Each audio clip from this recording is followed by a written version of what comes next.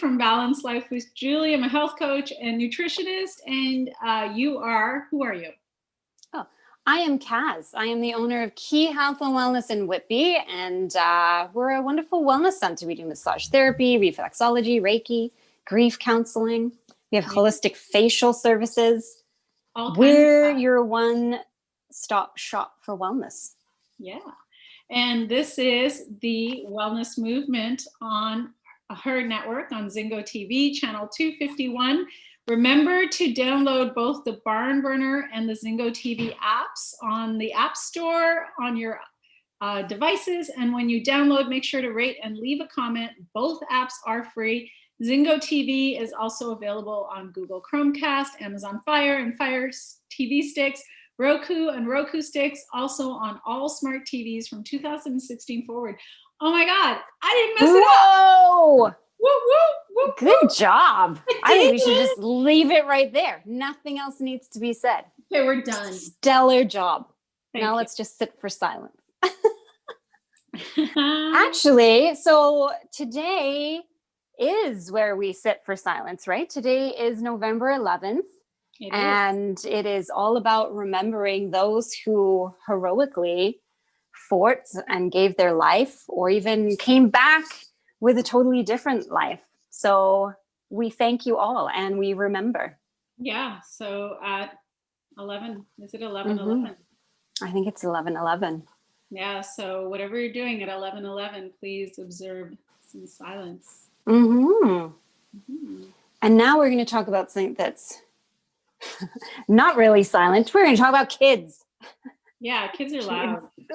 They can be. You have to, okay, they're only loud if you haven't fully got the stare down pat. If you don't have the parenting stare, then your kids are out of control. You have to have it. So when you're out in public and they're crazy, you're like this.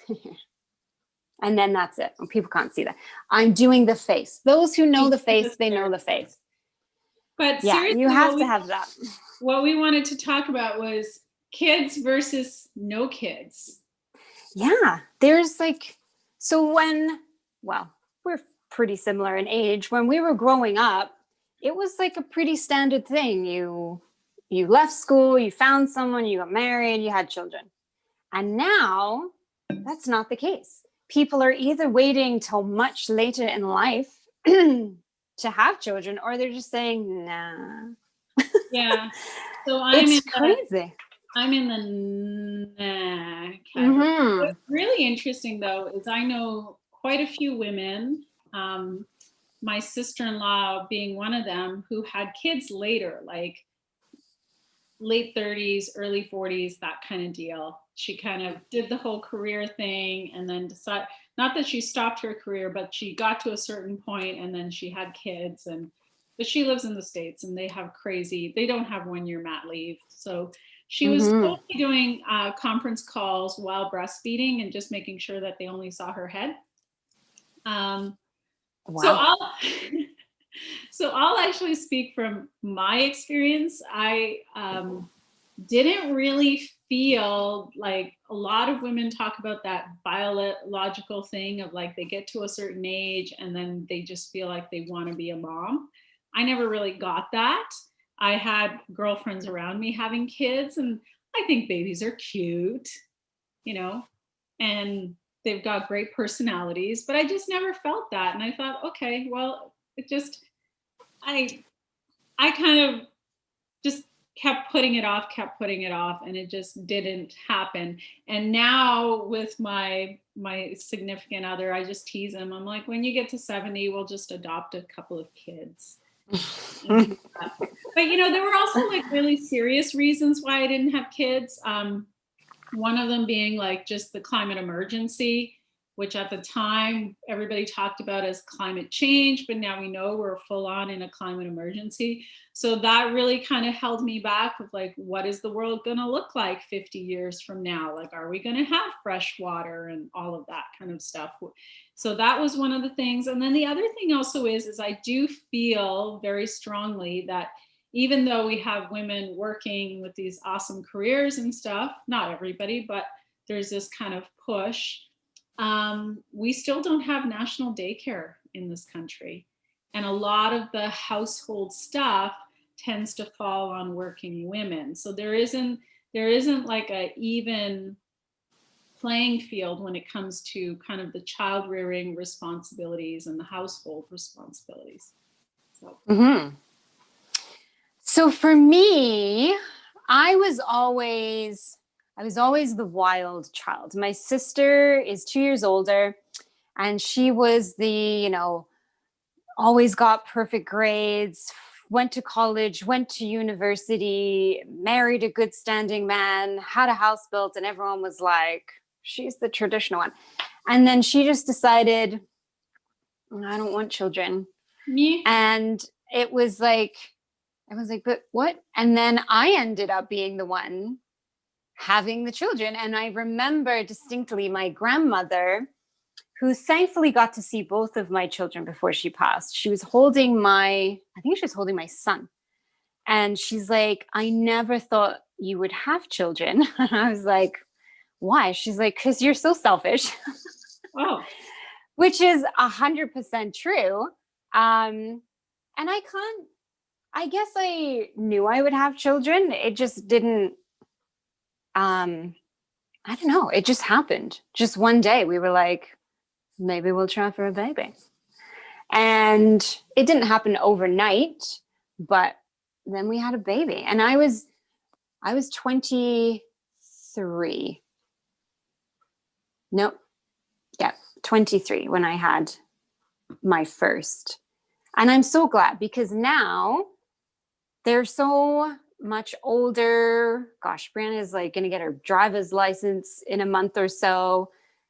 And Jordan's just, cruising around. He's cool. So I don't know.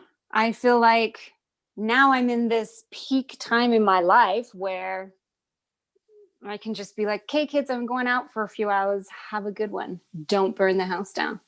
brunette. So I couldn't imagine having kids at this age.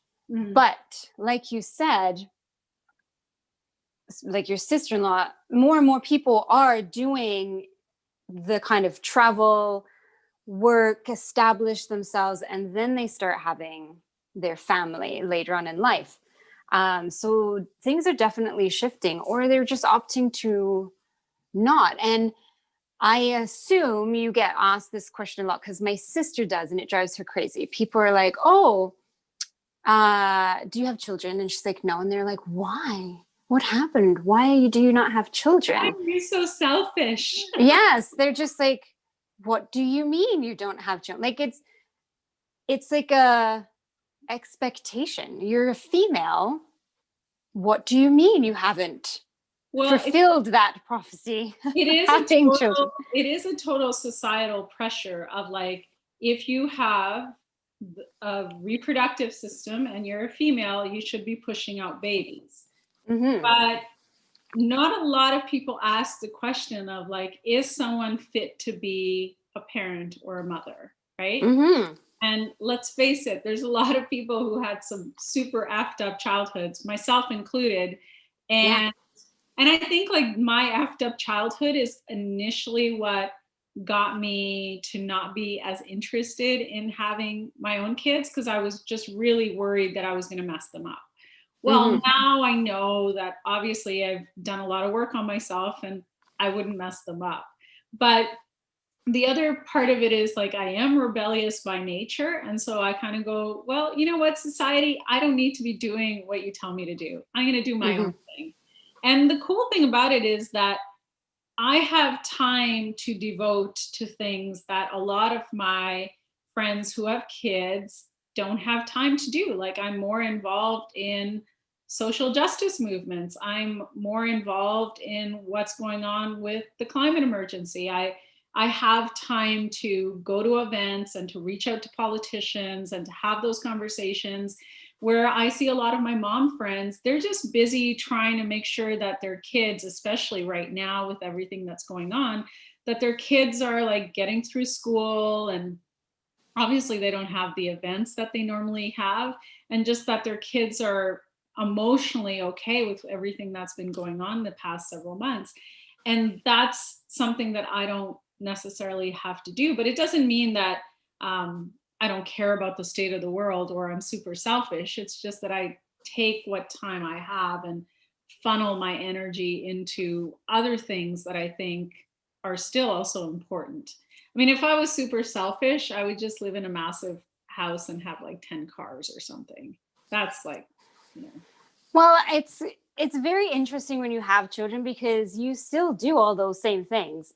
It's just now you're juggling extra little people on top of it. And so like I still, with my children, there was a time where I was going to school full time, plus I had a full-time job, plus I was taking care of two little children. And you have no idea how you have to make extra hours in a day, because otherwise like looking back on those times, I'm like, how did I do that? How did I learn all the extensive things I needed to learn to become a registered massage therapist? Plus, study and manage to pass all my exams, plus work full time, plus make sure the kids were alive, like, and fed and cleaned. But it's just like a new norm. So for you, like you're in school still, and you travel hours sometimes to go and do animal activist work, that you find the time, right? So it's just different. Now you have human beings. And I think a key thing that you said when you were talking about your parent or your parent friends right now is ensuring that children's emotional well-being is okay, especially in this whole COVID craziness. And I think that is where some people fail as a parent, is that they just kind of think, okay, well, I did the bare necessities of the children and they're dressed and fed. That's it. But children's emotional well-being is very, very important. And as a healer, I see so many people come into the center, and a lot of their pain and discomfort stems from trauma that they're holding on to from early ages. Yeah. Well, and it's interesting that you say that, because I actually have a book on Childhood Interrupted. That's the book. It's the book on my bookshelf. And it talks about all the different sort of childhood traumas that people go through. And I think you and I were both raised in the era where our parents weren't maybe that concerned about our emotional well-being. They were just like physical. Yeah, I mean, it just kind of was like my parents, at least, it was like we were there, but there wasn't that interest in like us having hobbies or doing things. It was just kind of, the expectation was we went to school, we came home, our job was, we had chores around the house, you're seen, you're not heard, and that was that. So I think that was that era of parenting. And now it's very, I think parents who want really good things for their kids are much more involved in their children's lives. But it also goes, the scales can tip too far the other way. I know there's these huge pressures of, oh, my kid's in this sport and my kid does this, and then we take them to that, and it's like a competition. I didn't really put my children into sports and stuff. I asked them, what would you like? Not, oh, well, you have to play hockey because your dad did, or you have to do dance because that's what's expected of a little girl. It was always, well, what do you guys want to do? Mm-hmm. And for a while, Brianna was in dance until she didn't want to do it anymore. Jordan was in, I think, jujitsu until it wasn't appropriate for him to do it anymore. And that was fun. It was always, what do you guys want to do? And I think my children are well-rounded. They didn't need to attend 5,000 sports. And it becomes so like hectic for everyone. There's so much pressure for everyone, like the parents to rush around to get them to all these events. And then the kids are like, okay. And I mean, I'm not saying that parents who have their children in sports or forcing them to do this. Not at all. I know a lot of children that really, really like what they're doing, but it kind of brings us back to what we were talking about last week with the pressures of social media, of this fantasy world or this one-upmanship. Mhm. And, like how people are with you in terms of, oh, what do you mean you didn't want to have children? When I had mine, it was, well, what do you mean you're not breastfeeding? Well, what do you mean you're not making your own food? What do you mean you're not using cloth diapers? Like, oh my goodness. Uh, there's so much judgment and pressure. I think people who spend more time worrying about what others are doing need to sort of look in their backyard a little bit more. This is That's true. that's kind of my sort of 2 cents on it. But I also Mm-hmm. think like um, having that approach of actually finding out what your kids want to do, and there are kids who want to do professional sports or dance or all of that. Um, but I also was listening to something and they were talking about how it's good for your kids to do nothing and to be bored. And actually, the other thing is with this whole social media and having technology at our fingertips, like I straight up know parents who like really struggle to get their kids off devices, and their kids Mm-hmm. have meltdowns because they're just not used to being bored at all. Well, it's not even that they're not used to being bored. It's that they can't entertain themselves. They're so stimulated all the time with external that they don't know how to use their imagination. It's literally like they're blank. Like their brains don't know if it's not put in front of them Yeah. for them. So my kids, like, Jordan has an iPad and he loves to play his games on the iPad. And so when we take it away, he'll have this moment of like, what do I do now? And then he'll start playing. Brianna, being older, I mean, her phone is her lifeline. And so if you kind of take it away, it's almost like she doesn't know how to formulate a conversation per se because she's so used to doing it through texting. Yeah. Yeah. But we still, I mean, we do have these great conversations and we do hang out, but it's a different way for them growing up. Like when we were growing up, I used to spend hours outside by myself using my imagination, probably to the point that my parents thought I was maybe a little mentally deranged because I would come up with these things and just be talking to myself and whatever else. But I loved it. And I remember that. And so technology is what it is. I mean, it's done phenomenal things for us, but it's also become quite detrimental. And I think it's just like anything, there has to be that balance. And reminding children to use their imagination and to kind of get out and be physical, that's a huge thing. And to get away just from the electromagnetic frequencies of these devices, because there's all these research studies showing that it's creating anxiety and depression, and we see huge spikes in that. So Yeah. then that's a whole other conversation. It is for sure. But I think like we started, just to kind of circle back, we started with, having children versus not having children. And I think that kind of, the real conversation is just the expectations, the societal and the cultural expectations. Because I think that personally, when I think about sort of my childhood and my parents, the only reason that they had kids was there was that expectation, and they were terrible parents. So, had they lived in a world where women were allowed to kind of make that choice for themselves, would they have chosen to be parents? I don't know.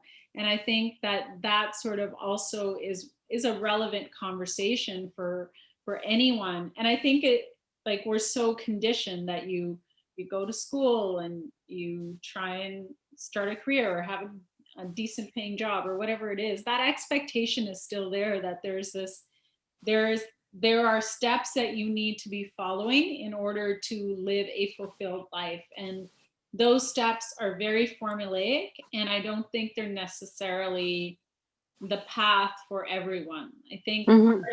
what makes life interesting is fun is getting to know who you are as a person, as a human being, and discovering for yourself whether or not certain things are for you. And it's funny because like I haven't completely ruled out kids, because I do sometimes think like, okay, I might get to a point where I'll just adopt. There's plenty of kids in the world who need a decent home, and I've never fully closed the door on that. I mean, I've probably closed the door on the biological having my own, but I also feel that there's enough kids in the world that really, really could use a decent home, that if it ever got to that point where I decided that I wanted to go down that road, like that's an option. Mhm. So And that's great. I mean, I know that there's a lot of conversation about how people should have a license to have children. And I do agree that there are people that maybe should not be having children. And maybe their intention is not really because they want to bring something into the world and provide it love and care and create this wonderful human being to um, extend their gene pool. It's more, oh, I could get an extra $200 a month if I have another child. Um, but I'm not sure about the whole license thing. I don't know. That I think that's just a bit far-fetched. I don't know how fun that would be to try and police, because China had their whole one child policy, and that Mhm. was not a good scene. I don't remember all the details. I do remember like learning about it when I was in university and going, wow, like trying to police people's reproductive habits is Mhm. just an impossible thing. Um, It is. And I mean, how's about we just start providing more education on the world and how devastating it is when it becomes so overpopulated, so that people can make more healthier choices. And, like you said, moving away from these stereotypical kind of factors in play, like, well, you're married, so you must have children now. It's the next step. Like, there's really no formula to this. And some people maybe shouldn't have children together. So I think if how you're about looking, instead of children, you have puppies? well, they're like children, that I do know. They just can't tell you all the time, which is not necessarily a bad thing. I'm I'm very glad that I had children. I loved being pregnant. I loved having my children. I love my children. It's exciting and scary as heck to raise children, because there's no way to know if you're messing them up, really. Well, no, that's not true. Of course there's ways to know if you're messing up your children, but I mean, you kind of are thinking as you're doing stuff, like, or you're not thinking really, because you just do things in the moment and you don't know how that child's thinking or feeling, and it could come back years down the line. So it's a wonderful way to kind of just think, I really need to care for this other human being now, and think about their well-being and their mental health. Mm-hmm. There's lots of books out there on parenting, I'm sure. I did not read them, and I think I've done a great job raising my kids. And they'll tell you too, because I have the look that we talked about. Your kids are great. Well, So to wrap it up. yes, I will. I'm going to. So thank you so much for listening. Let us know what your thoughts are on kids versus no kids, or how you've been doing. This show can also be heard on the Bon Burda Network Inc. on its 122 platforms. The H.E.R Network is part of the Bon Burna Media Network. Please check it out at www.bonburner.ca for all the news and programming. Bon Burner, watch it, hear it, read it, download it, live it. Have a great day. Thank you. Bye.